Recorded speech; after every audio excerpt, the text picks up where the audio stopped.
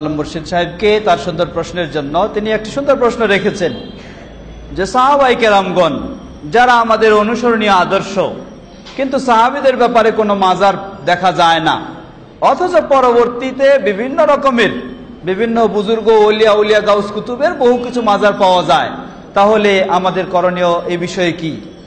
আসলেই আমরা আগেই বলেছি, সাহাবায়ে কেরামগণ আমাদের অনুসরণীয়, তাদের আদর্শটি হচ্ছে আমাদের অনুসরণীয়, কিন্তু অন্য কোনো ওলিয়া উলিয়া গাউস কুতুব তারা আমাদের কখনো চোখ বন্ধ করে অনুসরণীয় আদর্শ নয়।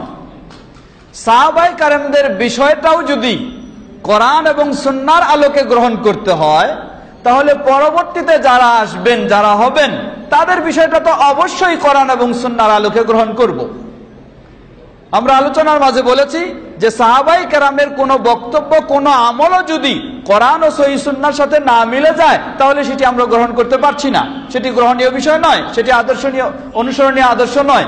অতএব এই সমস্ত কোনো বুজুর্গের নামে যে মাজার করা হয়, কোনো ওলিয়া উলিয়ার নামে মাজার করা হয়, কোনো গাউস কুতুবের নামে করা হয়, এগুলি অবশ্যই কোনো সন্দেহ নাই এগুলি নিষিদ্ধ এবং এটি বাড়াবাড়ি, এটি সম্পূর্ণ হারাম।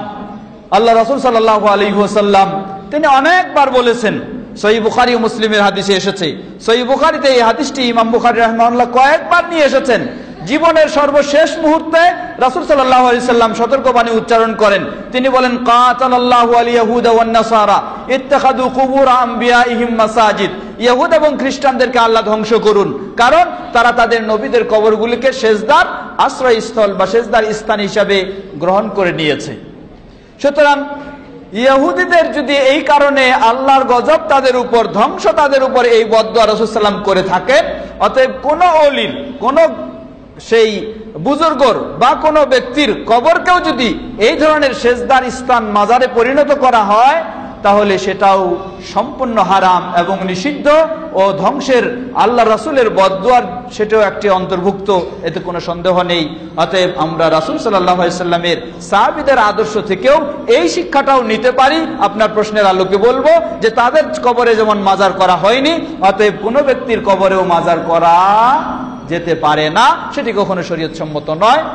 কবরকে কেন্দ্র করে কোনো ভবন তৈরি করাও শরীয়ত সম্মত নয়। আল্লাহু তাআলা আ'লাম।